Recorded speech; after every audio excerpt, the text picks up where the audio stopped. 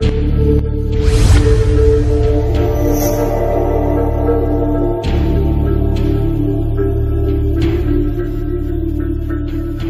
was a Roman Catholic Church made? In order to understand its birth, first we need to follow the process on how the early church in Rome, which had been persecuted, obtained recognition from the Roman Empire. The church in Rome kept the undefiled truth of the early church in its initial stage, but later accepted various gods of Rome and religious customs when it became acknowledged as a Roman religion. And this gave birth to the Roman Catholic Church that has the characteristics of Roman polytheism. The Apostle Paul preached the gospel of Christ to Palestine, Asia Minor, Greece, and finally in Rome.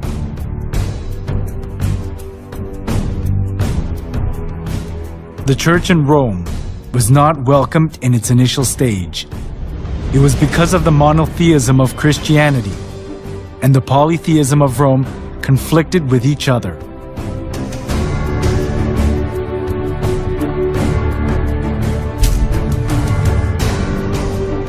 The Romans believed that everything, humans, places, and goods, was inhabited by divinity.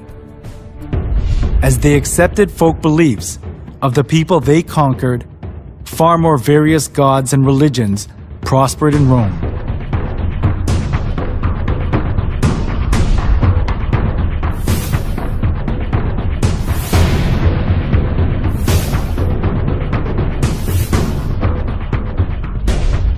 Christian monotheism that appeared in this age went counter to the polytheistic concept of Rome, especially as the Roman emperors approved all the religions of the people they conquered in order to rule over them and to achieve their political purposes. This came into conflict with Christianity, so the Roman emperors persecuted the Christians. The early church was oppressed by many emperors, but there was a turning point during the reign of Emperor Constantine in the 3rd century.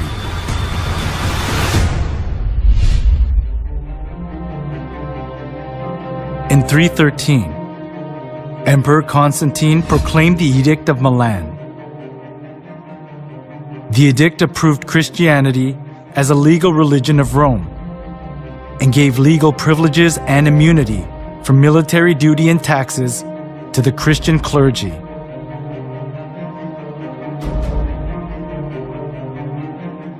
There was the political goal of Constantine underlying such kinds of preferential treatment.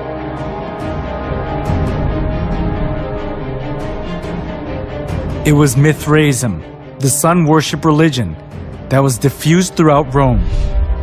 But all the Roman emperors deified themselves and enforced people to worship them. Some of the nobility were fascinated by the Egyptian mystery religion. So, Rome suffered from religious dissension within itself.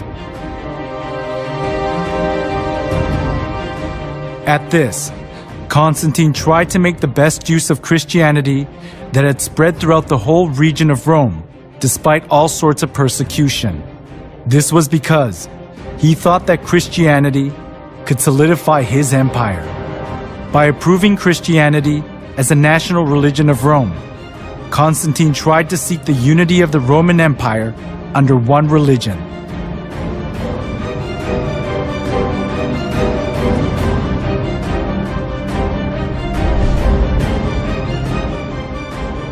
Thanks to Constantine's pro-Christian policies, many believers of the polytheistic religions of Rome streamed into the Christian church.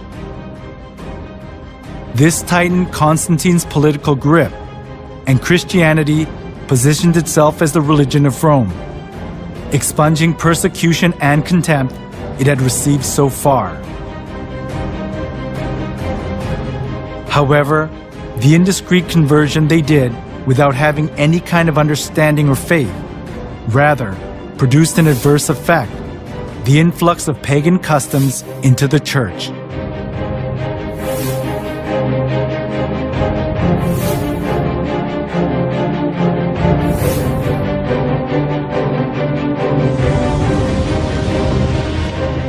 Those who were tainted with polytheism of Rome looked as if they had converted, but in actuality it wasn't easy for them to get rid of the religious rites and institutions of worshiping the sun, the moon, and the stars, and various gods and goddesses, which they had worshipped since their forefathers. The church in Rome sought for solutions to disburden the pagans when they converted to Christianity. It was to bring in things similar to the gods that the pagans had believed into the church. They thought they would increase the number of pagan converts by doing that.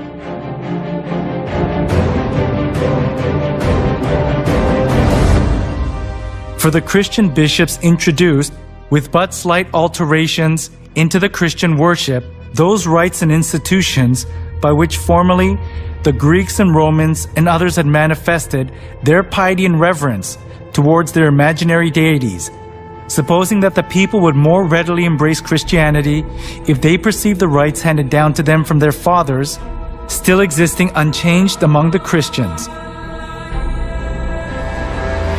The church in Rome that had been persecuted and despised wanted to put their roots down in Rome as an approved religion, even if they had to be mixed up with Roman polytheism.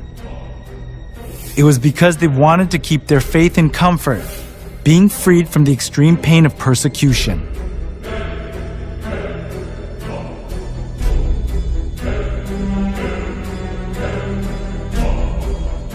To attract more pagans, the church in Rome tried to Christianize various kinds of pagan gods to suit the Bible. One of the most representative things among them was accepting pagan customs of the sun god worship tradition. The church in Rome identified Jesus with the sun god.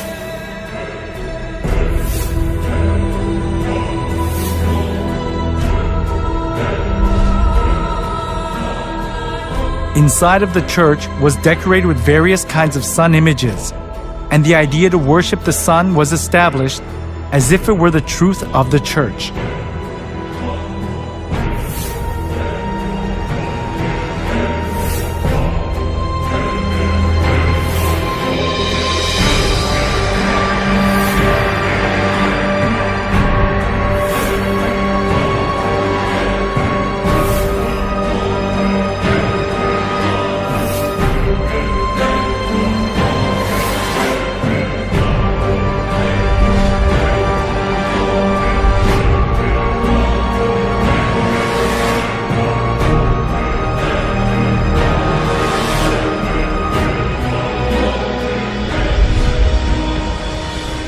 All judges, city people, and craftsmen shall rest on the venerable day of the sun. Constantine's edict in 321 played an important role in making the sun god worship faith to put its roots down in the church. Constantine continued to identify the sun with the Christian god in some way. When in 321, Constantine made the first day of the week a holiday, he called it the Venerable Day of the Sun, Sunday. The Christian church took over many pagan ideas and images. From sun worship, for example, came the celebration of Christ's birth on the 25th of December, the birthday of the sun. As the sun god worship mingled in with Christianity, the church in Rome was deprived of its purity of the early church and changed its appearance to the Roman Catholic Church.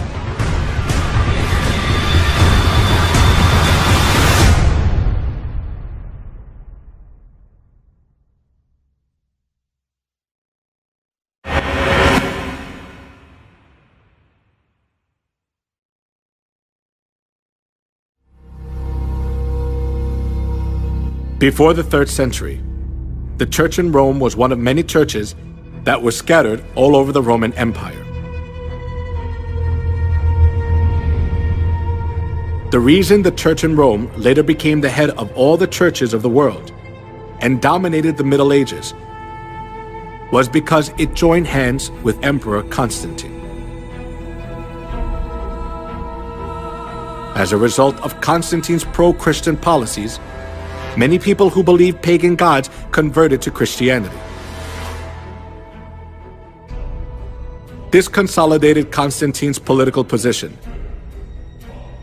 and there was no need for the church in Rome to refuse the converts because it was a good opportunity to secure its religious position.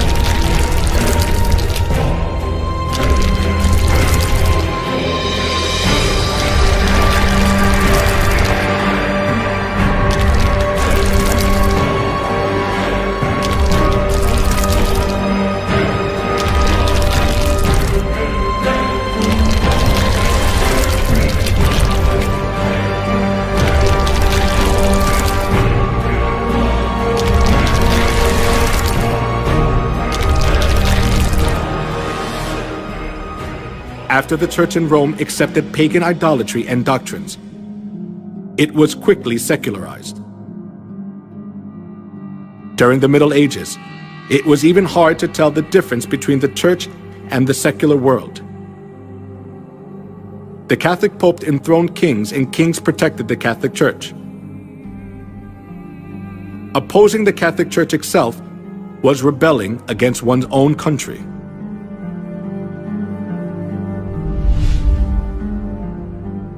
The Pope wielded an absolute power. We can see just how powerful he was through one incident, the humiliation at Canossa. That happened during the time of Pope Gregory VII. Pope Gregory VII claimed that the Pope could not be judged by anyone on earth, and he could dethrone emperors and kings, and excommunicated Henry IV, the Emperor of the Holy Roman Empire, in the course of the investiture controversy. As Henry IV was faced with the crisis of being dethroned, he went to the Pope who was in Canossa.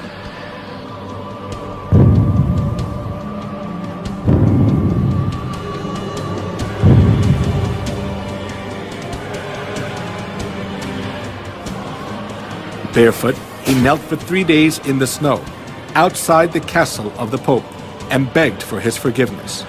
This is what is called the humiliation at Canossa incident. The Pope had so much authority that there was no one who was able to hold back the Church from abusing its power anywhere in Europe.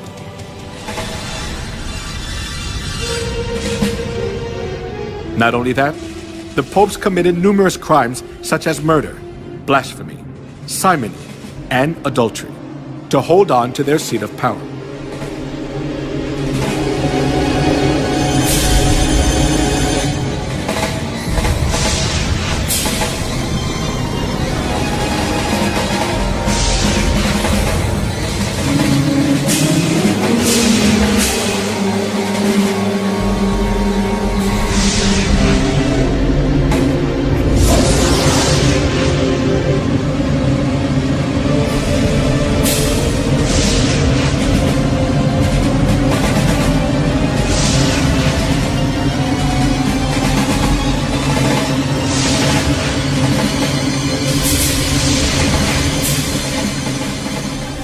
We cannot even fathom the evil deeds of the corrupt popes.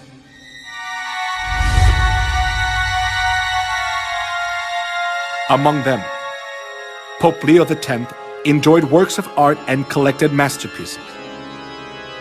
He invited artists like Michelangelo, Leonardo da Vinci, and Raphael to the Vatican and richly ornamented the church. Being driven by his vanity, he constructed St. Peter's Basilica.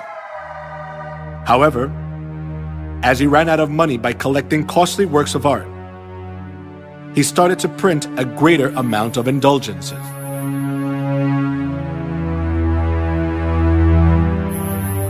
An indulgence is a certificate giving the forgiveness of sins.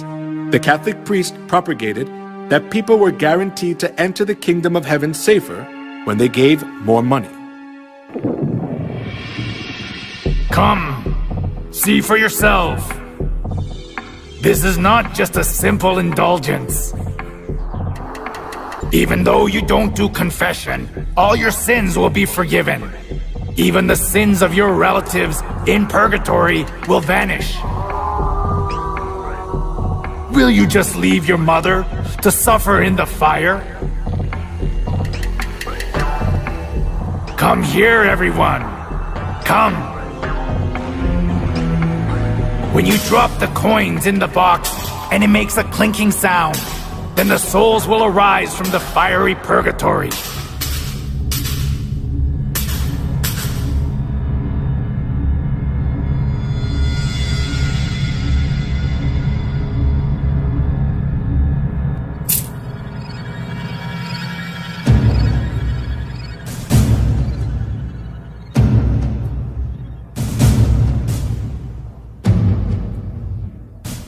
The sale of indulgence was one of the biggest businesses of the Catholic Church.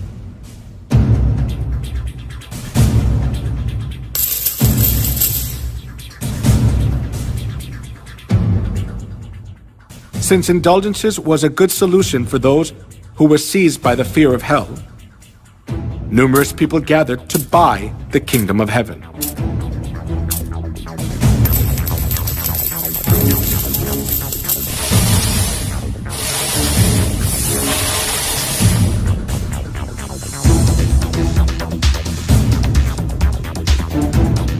Giotto, the representative artist during medieval Europe, clearly shows the evils of indulgence in his work.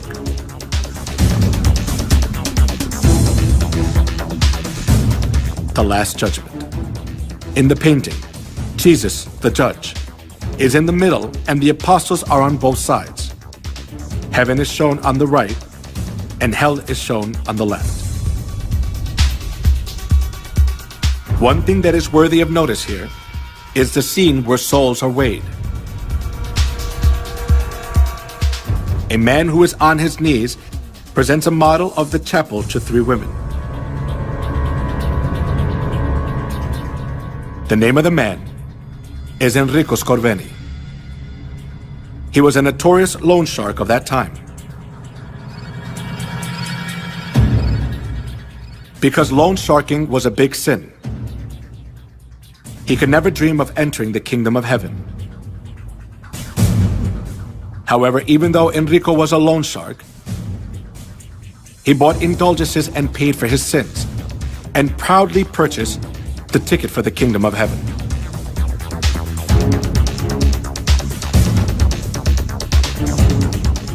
The Bible teaches that only God can forgive sins.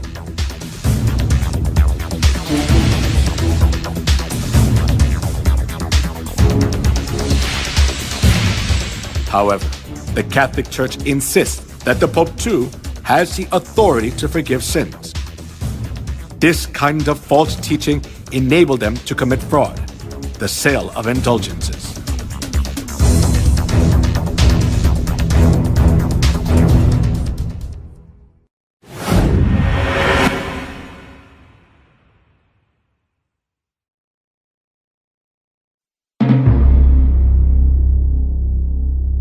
The Inquisition, run by the Catholic Church, is evidence that shows how corrupt and cruel the Catholic Church is.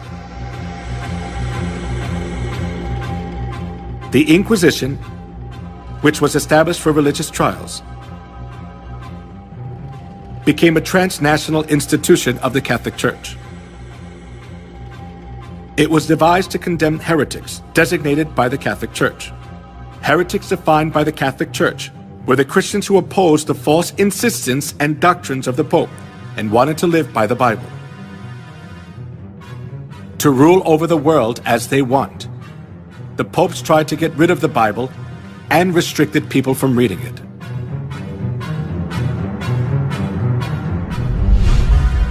Pope Alexander III labeled those who read the Bible as heretics and commanded to confine Christians who were condemned as heretics to expropriate their property.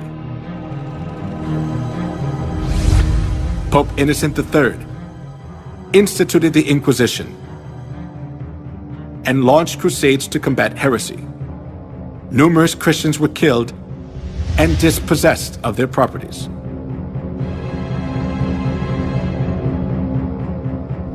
Pope Gregory IX claimed to punish heretics who did not repent and appointed the Order of St. Dominic as the Inquisitor. Pope Innocent IV promulgated the bull Ad Extirpanda, explicitly authorizing torture, and commanded to burn everyone who opposed Catholicism.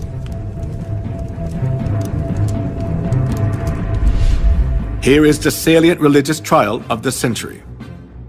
Giordano Bruno, a medieval astronomer, was charged as a heretic by the Catholic Church and burned at the stake. The reason he was burned was that he denied the geocentric theory and insisted on the heliocentric theory. After that, Galilei verified that the Earth revolves around the Sun. But he too was declared a heretic and was forced to recant his heliocentric view.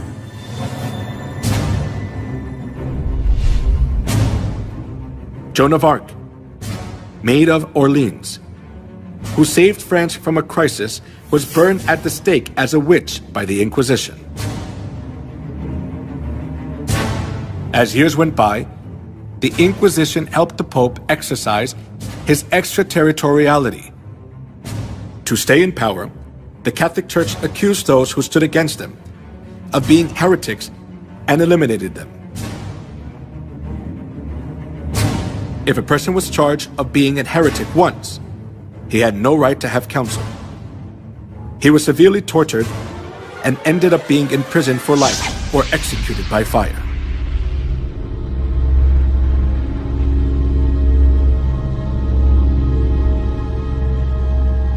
The Inquisition was the most infamous and devilish thing in human history.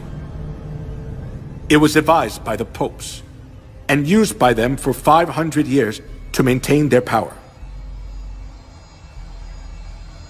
For its record, none of the subsequent lines of holy and infallible popes have ever apologized.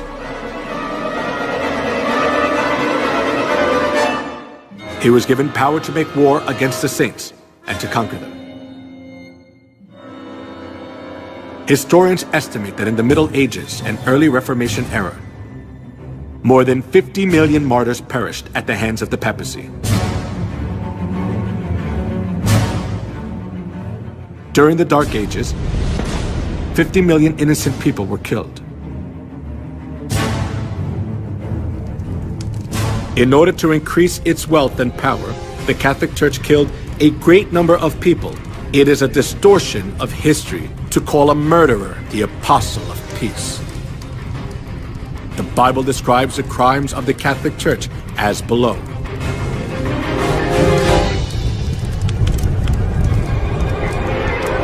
I saw that the woman was drunk with the blood of the saints, the blood of those who bore testimony to Jesus. When I saw her, I was greatly astonished. He will speak against the Most High and oppress his saints and try to change the set times and the laws. The saints will be handed over to him for a time, times, and half a time. The Roman Catholic Church was Babylon the Great that ruthlessly killed innocent people who followed Jesus. The crimes of the Roman Catholic Church which are prophesied in the Bible, are clearly seen in history.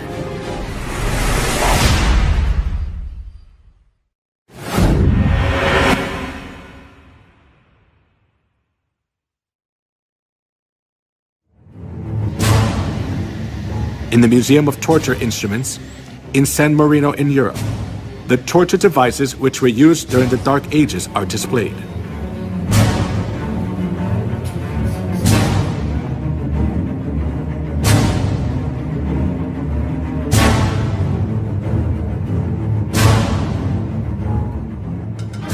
Iron Maiden. It is one of the representative torture devices from the medieval period. It is an iron cabinet with a spike-covered interior, with iron spikes about 8 inches long. When a person is enclosed inside, the whole body is pierced with the pointed iron spikes and is fatally injured, and the person dies slowly from excessive bleeding.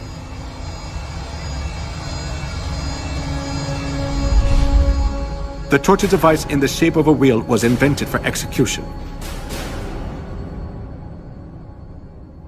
They tied a person around the wheel, then rolled it repeatedly over fire or spikes. They also bound the 4 limbs of a person on a wheel and crushed the bones using an iron bar or hammer. Then the person was thoroughly injured and died in pain, still bound to the wheel.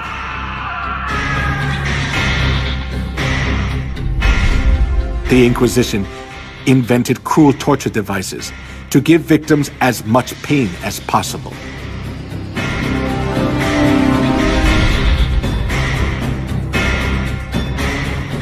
A torture device with sharp iron hooks to tear off a living person's skin.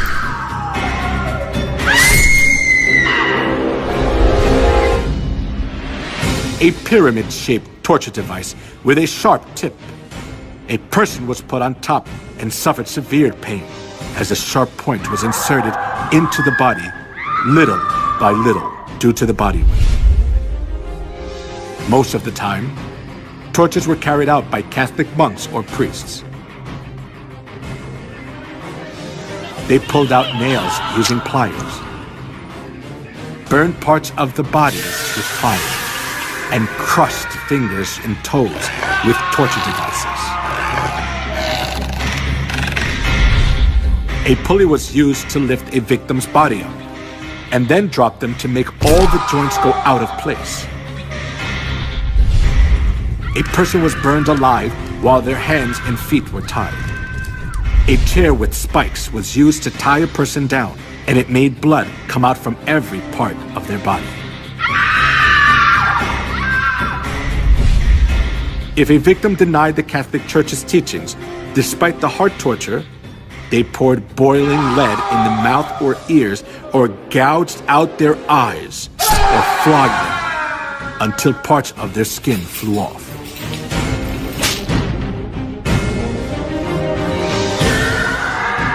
Sawing, slaying by sword and burning the victims alive. The Catholic priests enforced them to follow their teachings, holding the cross in front of them.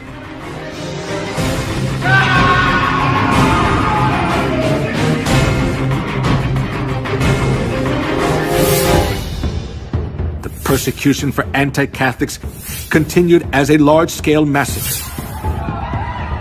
In 1209, 6,000 were slain to death at Berthiers.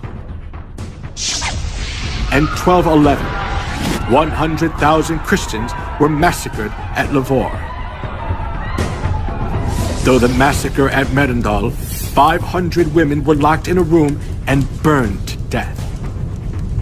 In the massacre of Orange in 1562, the Italian army sent by Pope Pius IV was commanded to slay men, women, and children. In 1572, approximately 100,000 people were massacred in Paris, France.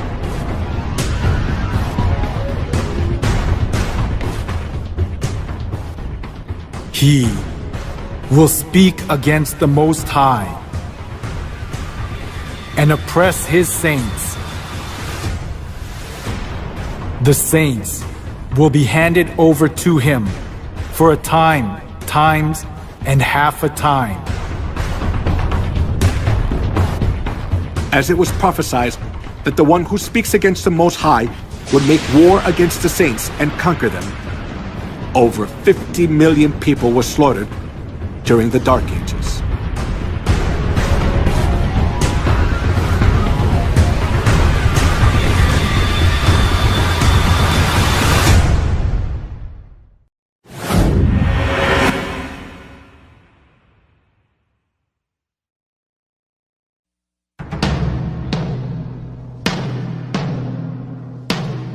The cruel massacre of the Catholic Church during the Dark Ages continued to the Holocaust, which killed 6 million Jews, the most tragic event in human history.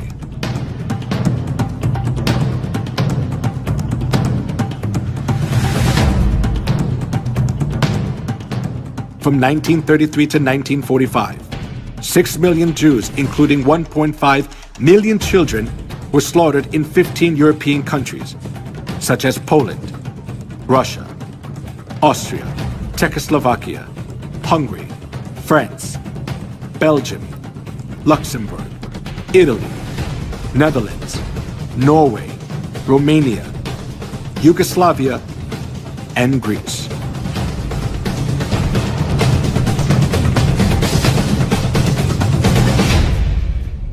All property of the Jews was confiscated. Women were dragged naked in public. They suffered from starvation, infectious diseases, confinement, and public execution. The Jews who survived faced a miserable death in gas chambers in concentration camps built by the Nazis.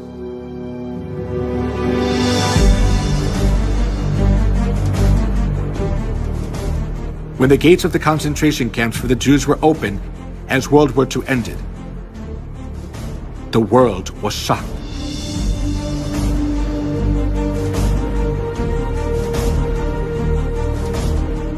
In the concentration camps, there were dead bodies of the Jews that were not buried yet, piled up like a mountain.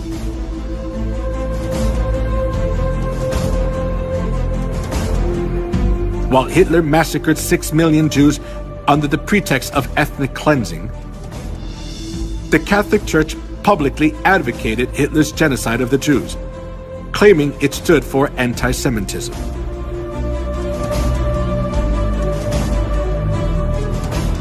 When the Nazis' genocide of the Jews reached its peak, Weissmandl, a Jewish rabbi, sent a letter to the Vatican to ask for help. He begged the Pope to save the innocent Jews, especially young children. 1.5 million out of 6 million Jews who were slaughtered were children. His plea was a desperate outcry. However, the reply he received from the papacy was not just heartless, but blood-curdling. There is no such thing as the innocent blood of Jewish children. All Jewish blood is guilty, and the Jews must die, because that is their punishment for that sin. The Catholic Church was always hostile to the Jews for the reason that they had killed Christ. And they committed countless murders under the pretext that they were punishing the Jews on behalf of God. This kind of attitude of the Catholic Church greatly affected Hitler, who was Catholic. Dann wird das Ergebnis nicht die Bolschewisierung der Erde und damit der Sieg des Judentums sein, sondern die Vernichtung der jüdischen Rasse in Europa.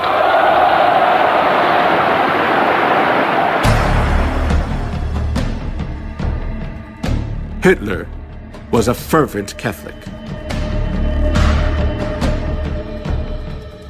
The reason Hitler extremely hated the Jews was from the historical experience of the Catholic Church, which had treated the true Christians and the Jews mercilessly for 1600 years. For this reason, Hitler was able to commit the Holocaust, sending 6 million Jews to gas chambers without hesitation.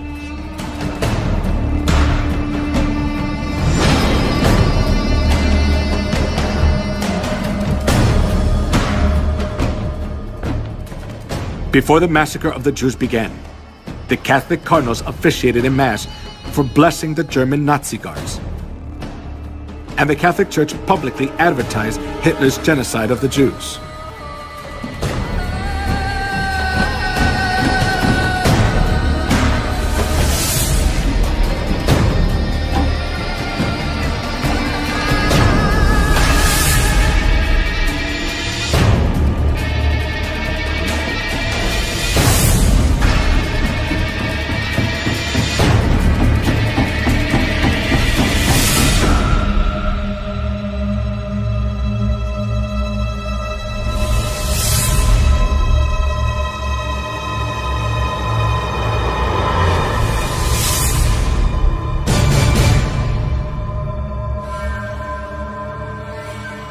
The Catholic Church has committed crimes against humanity for centuries in the name of religion.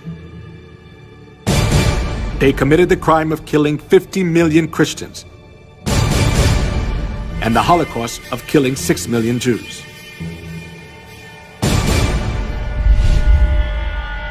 The traces of the massacre of the Jews still remain at the Auschwitz concentration camp in Poland. The pictures of the Jews and their belongings are displayed in the concentration camp, showing how the Jews were mistreated, cursed, and insulted.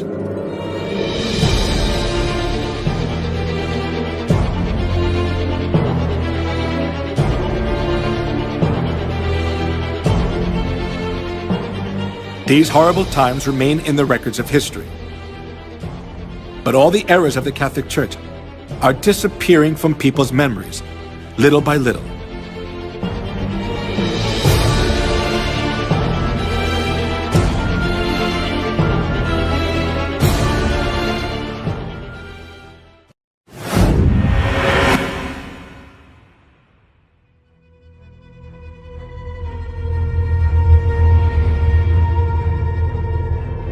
As the 21st century began, the Roman papacy admitted to all kinds of crimes they had committed against humanity for the past 2,000 years of Christian history.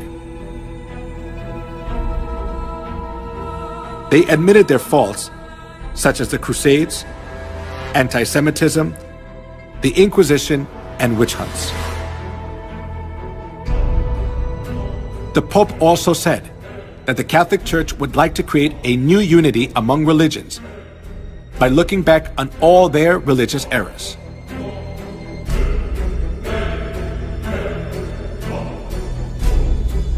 However, can all the errors of the Catholic Church be forgiven by just admitting to all the crimes they committed against humanity in the past?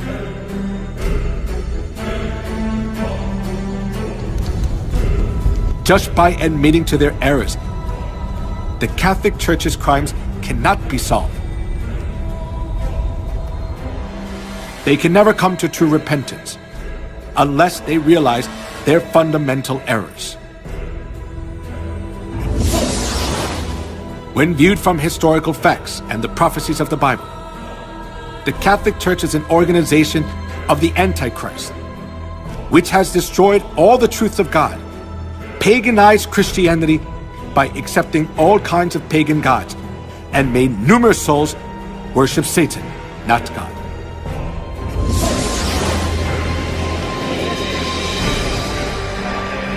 Not being content with their crime of killing cruelly whoever was against them for the past 2,000 years of Christian history, the Catholic Church is still committing a crime of driving countless souls to death.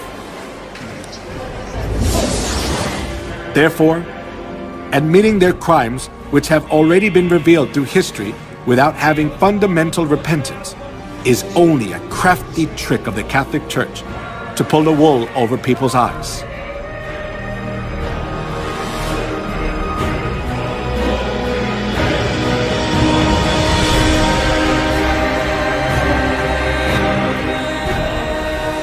For such men are false apostles, deceitful workmen, masquerading as apostles of Christ. And no wonder, for Satan himself masquerades as an angel of light. It is not surprising, then, if his servants masquerade as servants of righteousness. Their end will be what their actions deserve.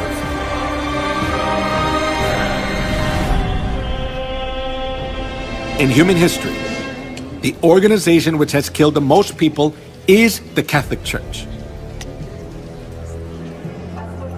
Nevertheless, the Pope is called an apostle of peace. It is an act to distort history. The reason the Catholic Church is more dangerous than any other organization is that they are doing all these things in the name of Christ.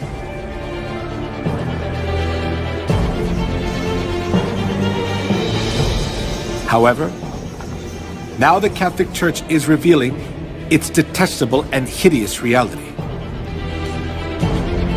In terms of declining congregations, but more profoundly to do with the paedophile sex scandal that has rocked the church for more than 10 years. We've been looking into one particular case involving... Incredible. One former priest said that, perhaps 50% of priests who enter the priesthood may be gay. I talked to a long...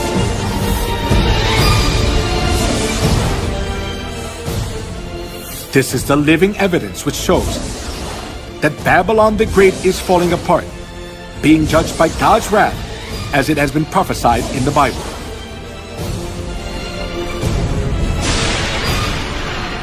Fallen is Babylon the Great. She has become a home for demons and a haunt for every evil spirit, a haunt for every unclean and detestable bird. Give her as much torture and grief as the glory and luxury she gave herself. She will be consumed by fire. For mighty is the Lord God who judges her.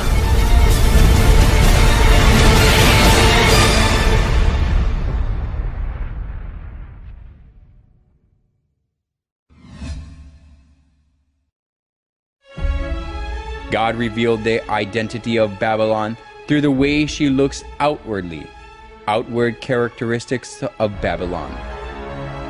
The woman was dressed in purple and scarlet, and was glittering with gold, precious stones and pearls.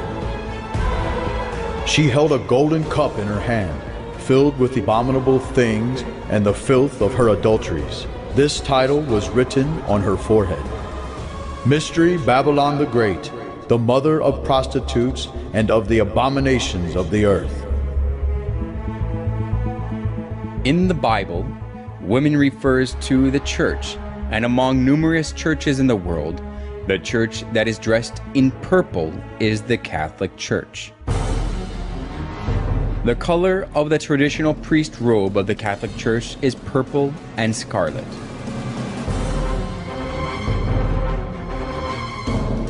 We can also confirm that the church that decorates its interior and worship utensils with gold, precious stones, and pearls is the Catholic Church. And in addition, it is only the Catholic Church that give Mass holding the golden cup, true to the words, "She held a golden cup in her hand."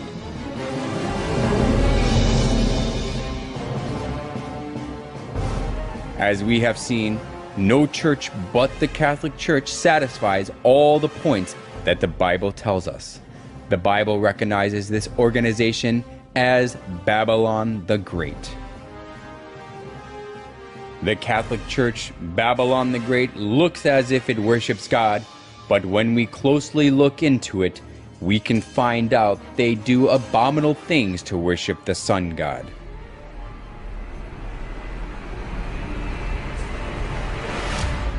The Roman Catholic Church disguises itself as an angel of light, but it craftily introduced the customs of detestable idolatry and the sun worship of ancient Babylon. So the Bible recognizes it as Babylon the Great.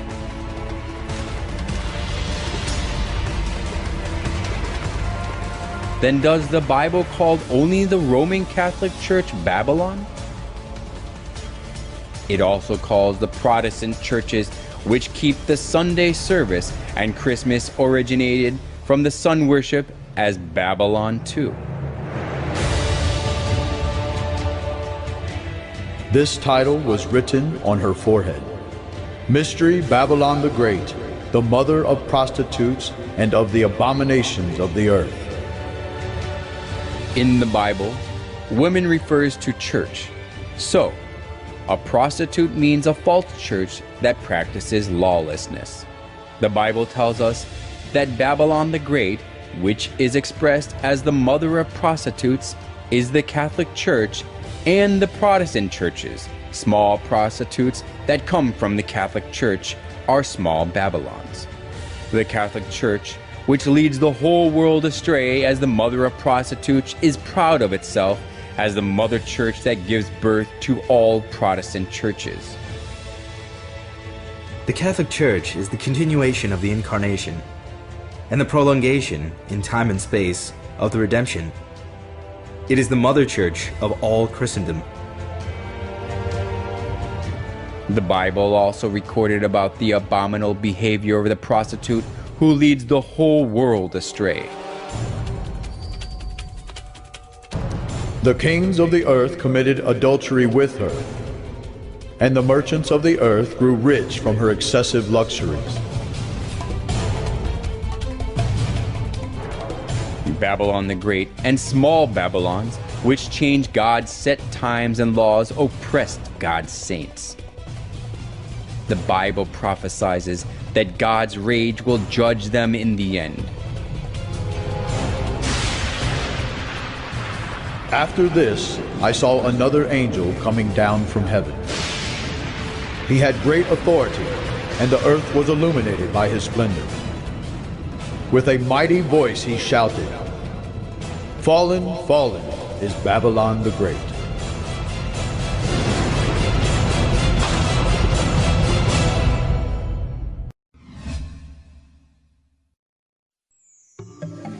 Piazza di Spagna, where the movie Roman Holiday was filmed, just below the Spanish Steps, which became famous where Audrey Hepburn ate ice cream, there is a boat-shaped fountain, and we can see that the water is running out of the sculpture of the sun. The head of the boat is embellished with the Pope's coat of arms and the papal tiara. The tiara is the symbol of the papacy. The fact that the tiara is at the head of the boat tells us that the Pope is the very person who leads the sun worship. It is easy to see the tiara in many places of the Catholic Church.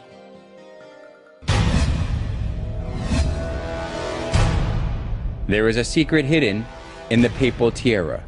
Through this we can also find the identity of the Roman Catholic. The triple tiara is the liturgical crown of the Pope, and it has the meaning that the Pope is God who reigns over three worlds, heaven, earth, and hell.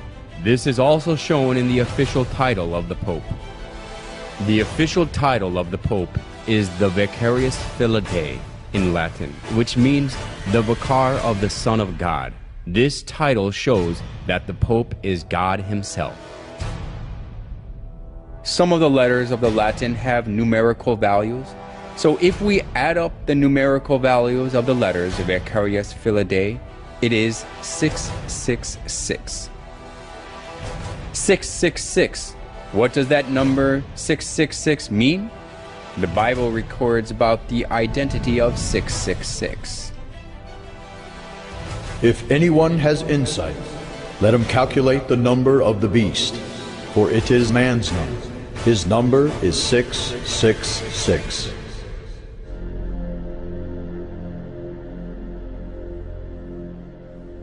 Every reformer, without exception, spoke of the papacy as the Antichrist.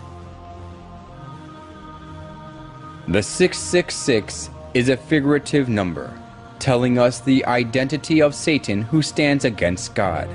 The prophecy of the Bible and the religious reformers with one voice clarifies that 666 and the beast refer to the Pope or the papacy that stands against God. Through the title of the Pope and the respectful treatment he receives, we can confirm again that the papacy stands against God. The Catholic Church calls the Pope God of the earth.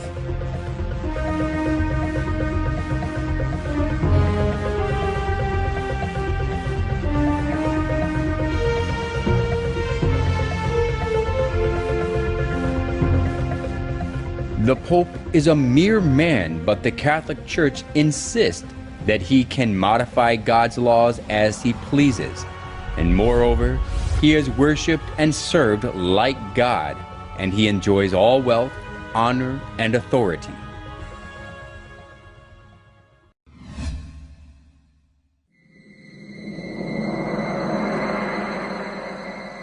The obelisk standing in the center of St. Peter's Square is closely related to sun worship.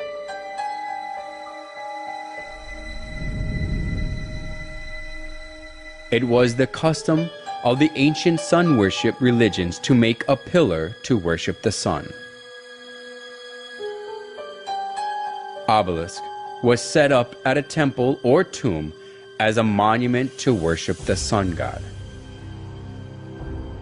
It typically had a pyramid-like shape at the top, and the pyramid is the emblem of the sun god of the Egyptians, Ra. Like this, the obelisk was made for the sun god.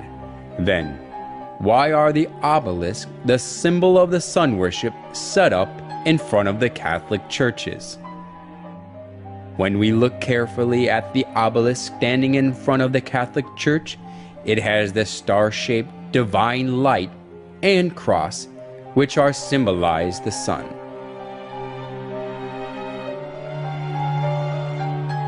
Just as the obelisk is the symbol of sun worship, the cross on top is also the symbol of sun worship, which originated from Babylon.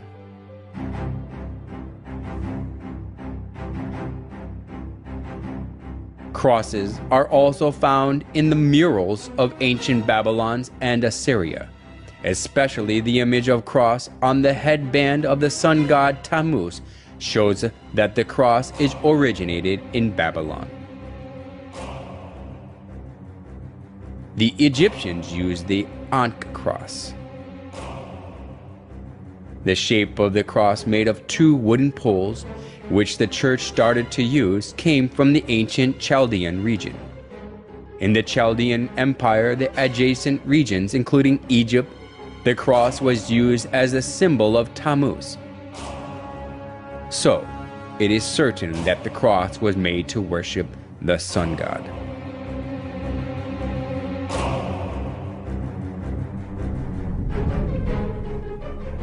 The Catholic Church set up obelisks in front of their churches and put the cross on top of them without exception. They put one more symbol on the sun on top of the solar pole obelisk. However, they made an excuse that they put the cross on top of the obelisk to show that they conquered the obelisk, which is the symbol of paganism. However, the obelisk standing in front of the church as a symbol is nothing but a vestige of idolatry, showing that they accepted the sun worship of pagans. The obelisk, the star shape of the divine light, and the cross are idols for the sun god of the pretense on belief in Jesus.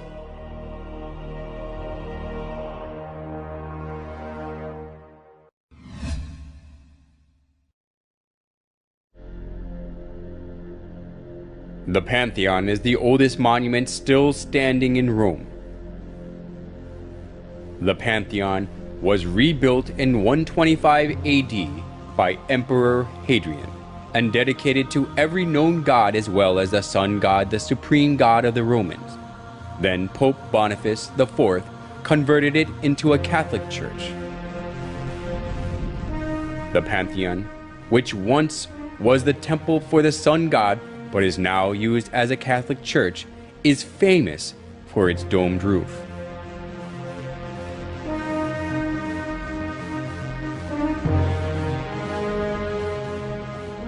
This domed roof is the figuration of the sky and the universe.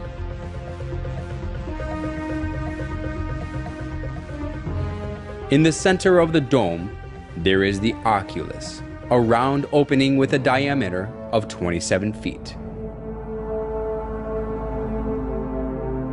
The sunlight from the oculus is reminiscent of the round sun in the sky.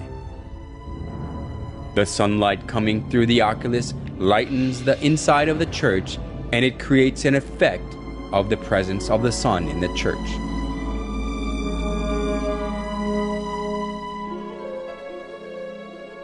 We can find the same round shape in St. Peter's Basilica as well. When we look up at the ceiling of St. Peter's Basilica, there is a circle like the sun at the center, and its shape looks like sunlight spreading from the circle. This kind of circular shape can be found not only in St. Peter's Basilica, but on the ceilings of most Catholic churches. Various forms of circle, which embody the sun, prove that the Catholic Church worships the sun.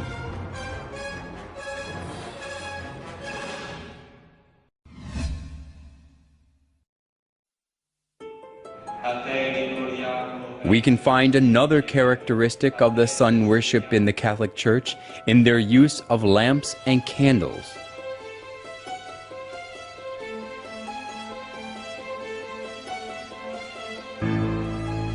Even in the daytime, they light lamps and candles on the altar.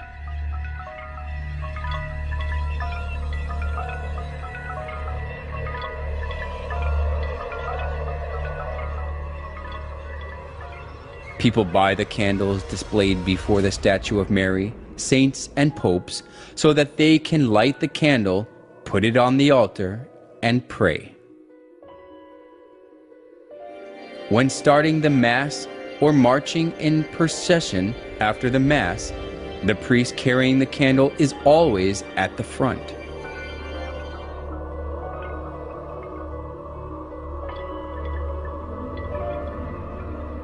Where does the use of candles in Catholic Church come from?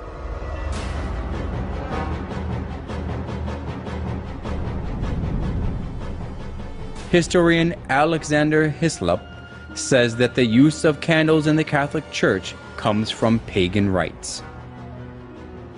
The use of these lamps and tapers comes from the same source as all the rest of the papal superstition. For so, according to the established rites of Zoroaster, was the sun god worshipped. In the pagan processions also at Rome, the wax candles largely figured, accompanied by crowds of all sorts that were initiated in the same religion, all with flame bow or wax candles in their hands. In the Molucca Islands, wax tapers are used in the worship of Nito, or devil, whom these islanders adore. Catholic scholars also admit that the use of candles in the Catholic Church came from paganism. We need not shrink from admitting that candles, like incense and lustral water, were commonly employed in pagan worship and in the rites paid to the dead. We must not forget that most of these adjuncts to worship were not identified with any idolatrous cult in particular. They were common to almost all cults.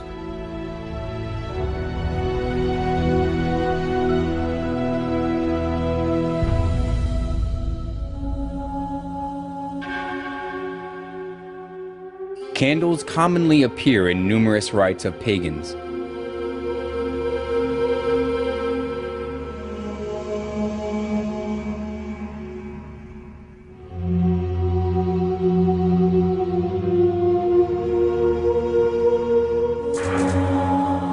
And it proves that the use of candles in the Catholic Church comes from sun worship.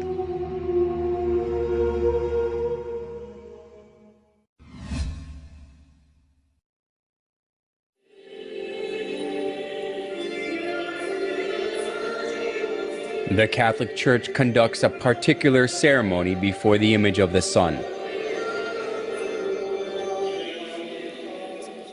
Watching their Mass, we can find out that it is closely related to sun worship. At the altar that has the image of the sun, the priest lifts up the round bread. They call it elevation and insist that they offer the bread to God. However, offering the round bread which takes after the image of the sun, and regarding the round bread as the sun god, has existed in the sun worship of paganism. The pillar found in excavations of the Canaanite city of Hazar shows the ceremony of raising the sun disk with both hands in praise. The Egyptians also worshipped the sun, lifting the sun up with both their hands. Is it coincidence that the custom of the sun worship of the pagans and the liturgy of the Catholic Church are the same?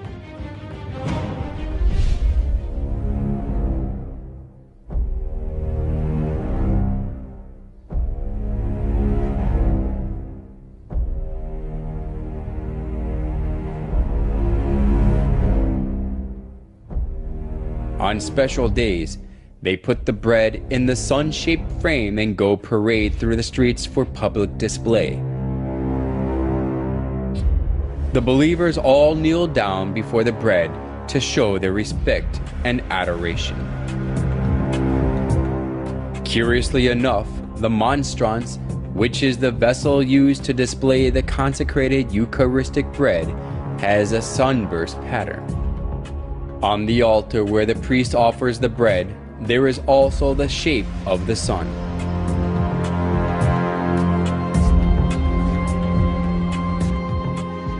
By offering the bread in the sunburst pattern, they worship the sun.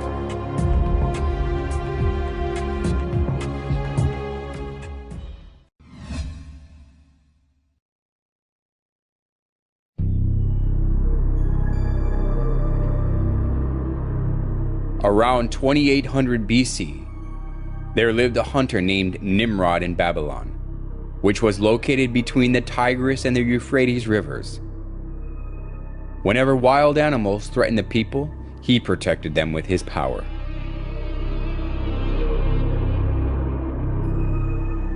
As people respected and supported him, Nimrod became arrogant and incited people to build the Tower of Babel.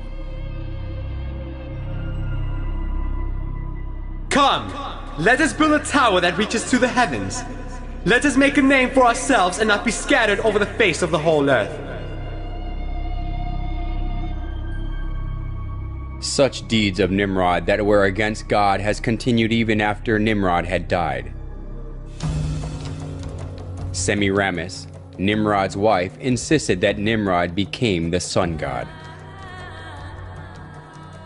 She cut Nimrod's dead body into pieces and sent them to each tribe of Babylon.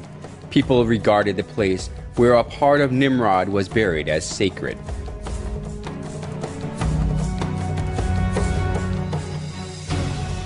She also claimed that Nimrod was reincarnated as her son. The sun god Nimrod was reincarnated as my son Tammuz. He who believes and follows Tammuz follows Nimrod. As Semiramis ruled over Babylon in place of her young son Tammuz, she maneuvered people into worshiping her.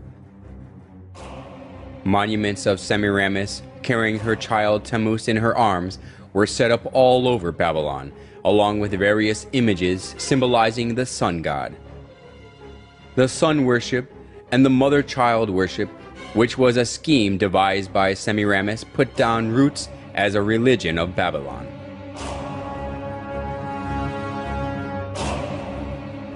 Idolatry stemmed from Babylon, spread to many countries after the Tower of Babel collapsed. It is because when the Babylonians were scattered over the whole world, they brought the sun worship and the mother-child worship.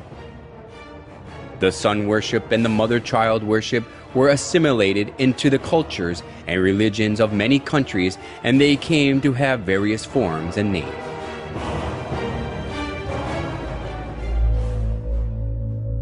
Nimrod, the sun god, was known as Mithra in Persia, Sol in Rome, Ra or Horus in Egypt, and Apollo in Greece.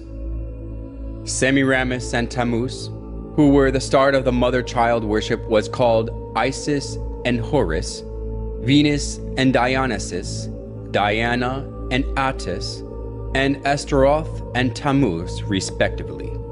Besides these, the image of goddess, who is holding a baby in her arms, was venerated in many countries of the world. If so, was the mother-child worship the creature of an age, which was especially welcomed only in Babylon?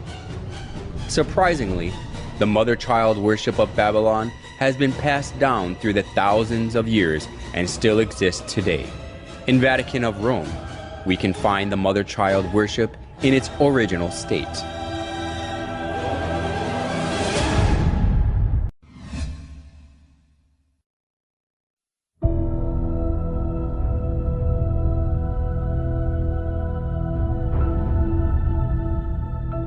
The statue of Virgin Mary with baby Jesus stands in the eye-catching place in the Catholic Church, whether it is a big cathedral or a chapel in a small town.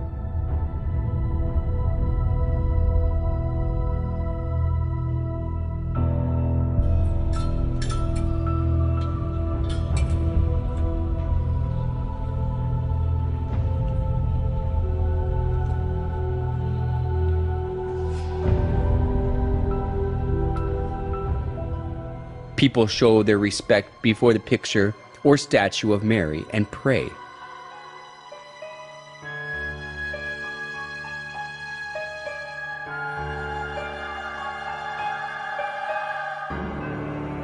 Even the Pope prays before Mary with his head lowered.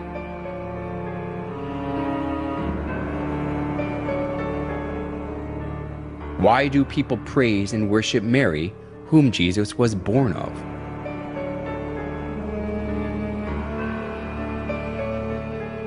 A famous Catholic bishop and writer, Alphonsus Liguori, explained in his writings that it is far effective to pray to Mary than to Christ.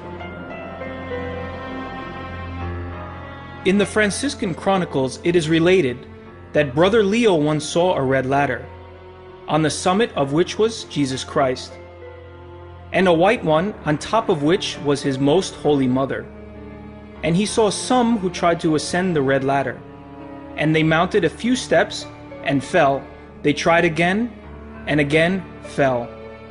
They were then advised to go and try the white ladder, and by that one they easily ascended. For our Blessed Lady stretched out her hand and helped them, so they got safely to heaven. The story, which was made by the exuberant imagination, sounded plausible.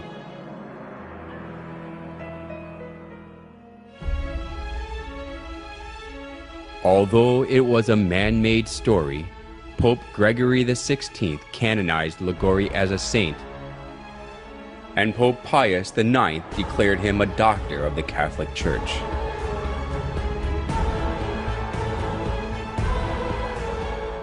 Now Catholics are taught that it is better to pray to Mary, who is merciful and understands us.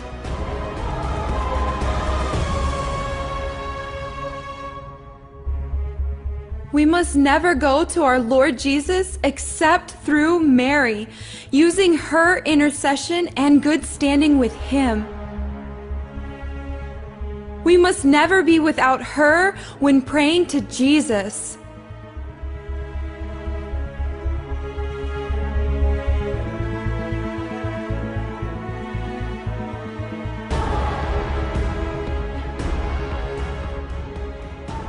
The plausible logic that Jesus cannot refuse Mary's request because she is his mother is shown well even through the image of Mary and baby Jesus.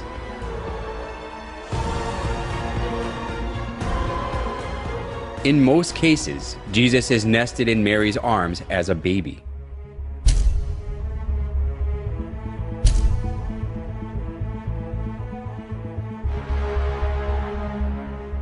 This downgrades Jesus to a little baby who is always dependent on Mary and lets people think that he can do nothing without Mary.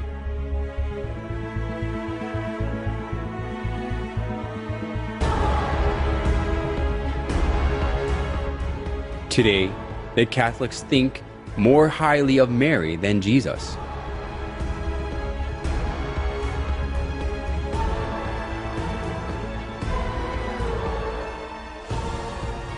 They call Mary the Mother of God, which implies that she is above God.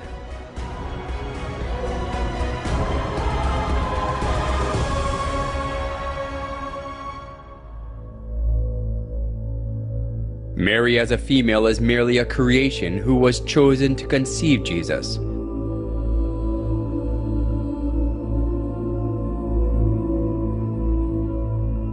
How ridiculous it is for a creation to be called the Mother of God because God used her womb to be born in the earth.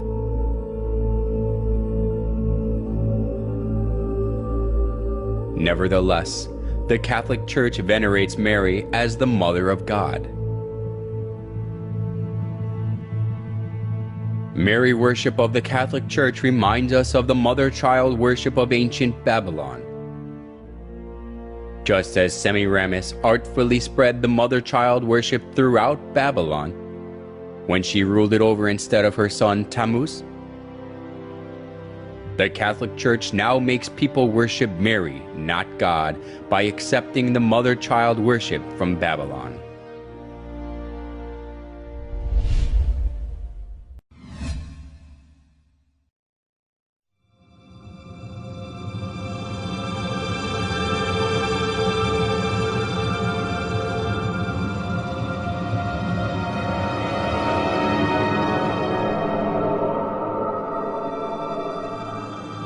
The Catholic Church regards it a great honor to keep the remains of the popes or saints in the church.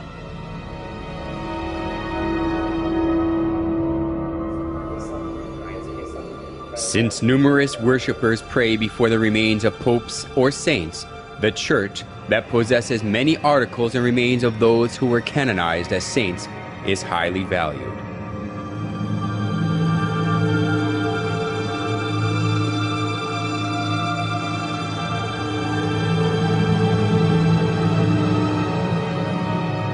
St. Mark's Basilica in Italy is said to have the remains of Mark.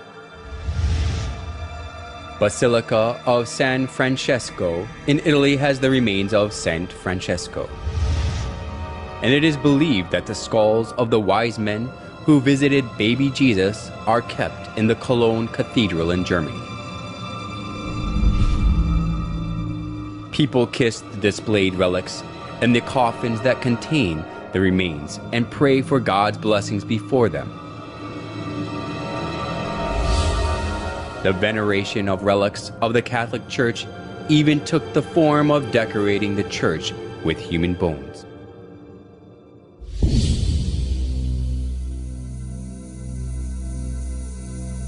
The Church of Santa Maria della Concesione contains the skulls and the skeletons of monks.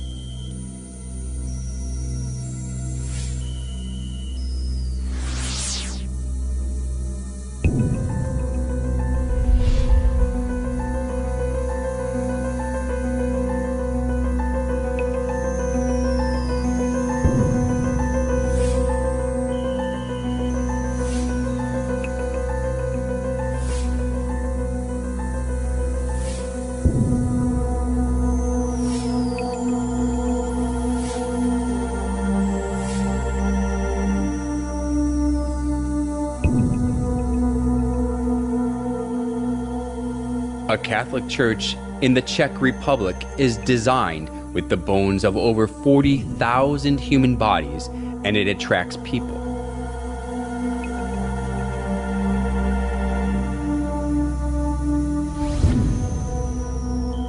The crypt of the Church of St. Francis in Lima, Peru, retains the remains of tens of thousands of people.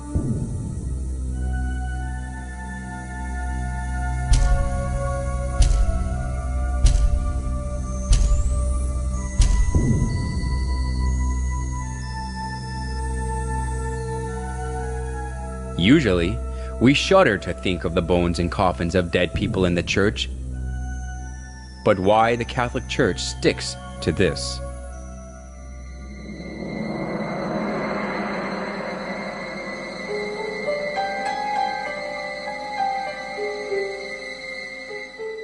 You will find that Catholics are encouraged to honor the saints by imitating their holy lives, by asking them to pray to God for us, and by showing respect for their remains, their images, and the like.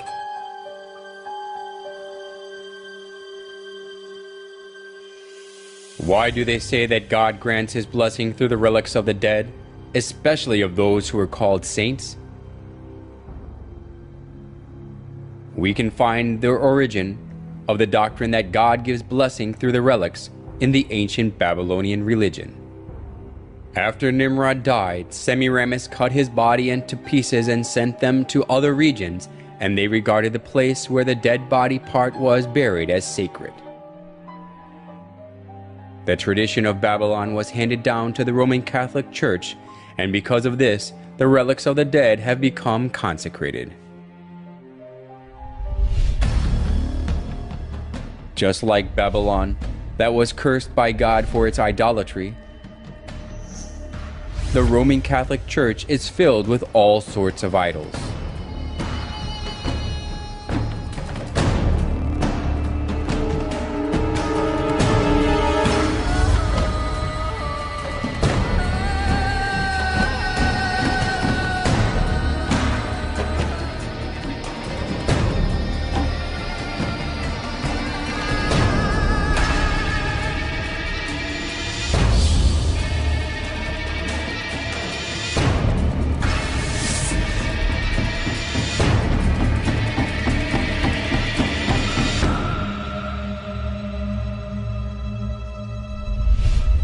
In the name of God, the Catholic Church lures many souls into worshiping idols, not God.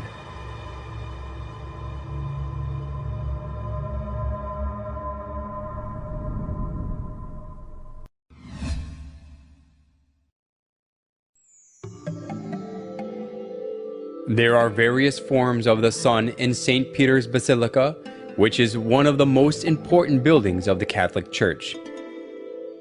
The sun disk is around the head of the statue of Peter, and the image of the sun is inscribed above his head. Including the image of the sun glittering with gold in the center of the basilica, we can find various sizes of the sun image beneath the high altar and every spiral columns.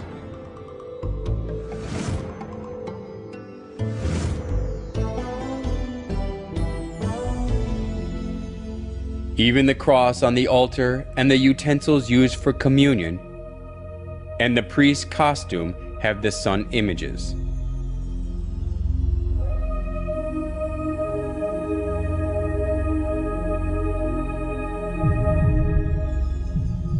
In every place of the Catholic Church, we can find the sun images in various sizes and forms.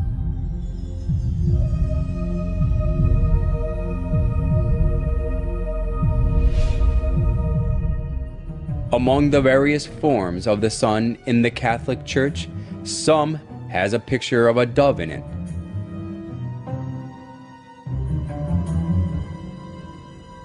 What relationship is there between the shape of the bird and the sun worship? In the ancient religion of sun worship, the sun god used to be depicted as a bird. The sun god depicted as a bird was originated in Egypt and spread to Rome.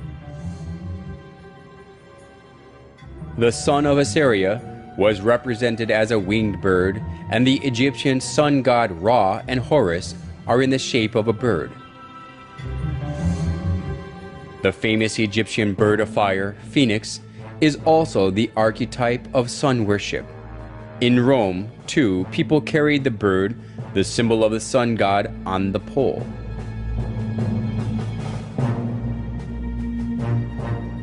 Then why does the high altar in St. Peter's Basilica have the image of the sun with the bird in it?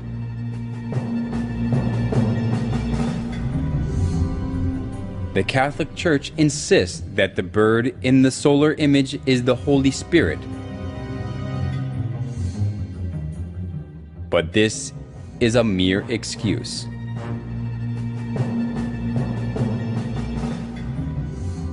When we trace back the customs of sun worship, the bird is the winged sun god that the sun worshippers served.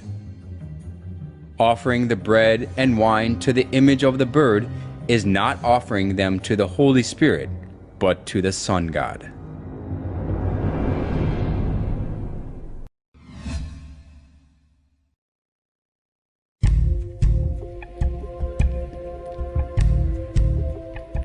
St. Peter's Basilica is located in the Vatican City.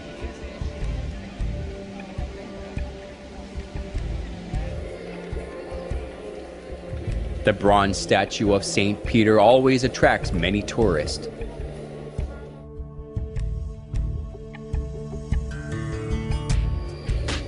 People believe that their wishes are realized when they pray by touching the foot of Peter, so the feet of the statue have been worn away.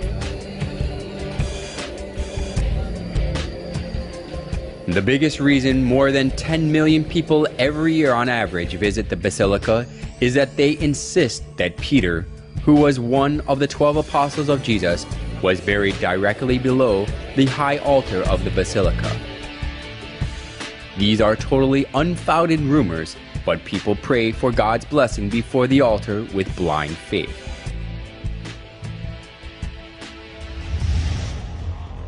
They even teach people that they can have help, even the help they cannot have from God, when they praise and pray in the names of the dead saints.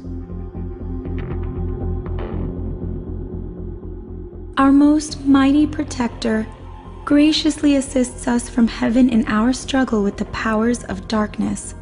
And just as you once saved the child Jesus from mortal danger, so now defend God's holy church from the snares of her enemies and from all adversity. Surprisingly enough, hygielatry also has its origins in Babylon.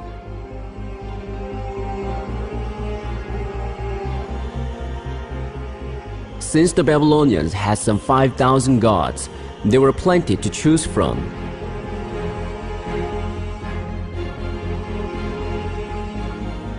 Every month and every day of the month was under the protection of a particular divinity. In ancient Babylon, the roles of gods were divided by people's problems and occupations, so the people worshiped their certain gods associated with their needs.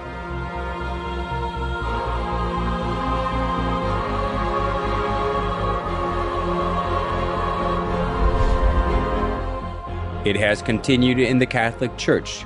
The Catholics pray to the certain saints associated with their problems so that they can receive help. Just as we go to see different doctors according to the kinds of diseases, the Catholics go to different saints according to their needs. Just as they downgraded Jesus as a little child who depends on Mary through Mary worship, hygielatry also deceived people to think that Jesus is weaker than the dead saints, so he cannot give them help.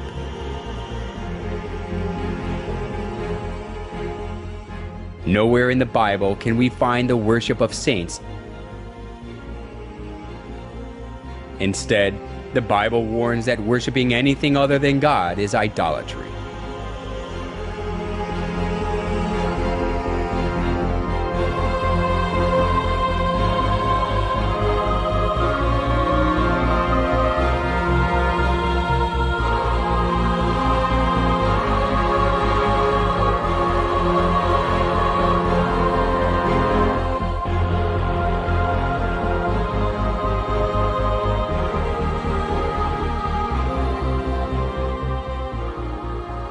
The Catholic Church even deleted the second commandment of the 10 Commandments so that they can worship the saints.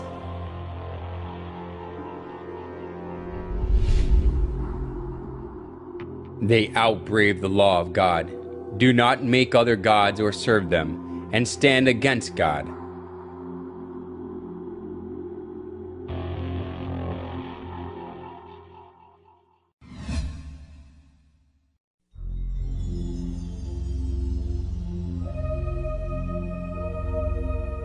In St. Peter's Square as well, the image of the sun is skillfully hidden. In a round circle of the square, there is a cross with an X through it. It looks exactly like the symbol of the Babylonian sun god Shamash. The Babylonians called the sun god Shamash, and his symbol is the cross with an X through it. So we can easily notice that St. Peter's Square is modeled on the symbol of the Babylonian sun god Shamash. It even has one more circle inside it, just like the symbol of Shamash. The Babylonian sun god Shamash also appears in the image of a wheel.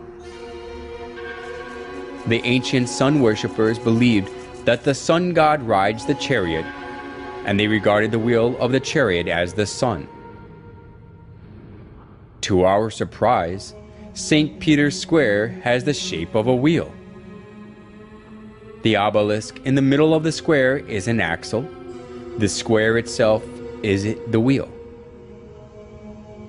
We can notice that St. Peter's Square is also the figuration of the sun.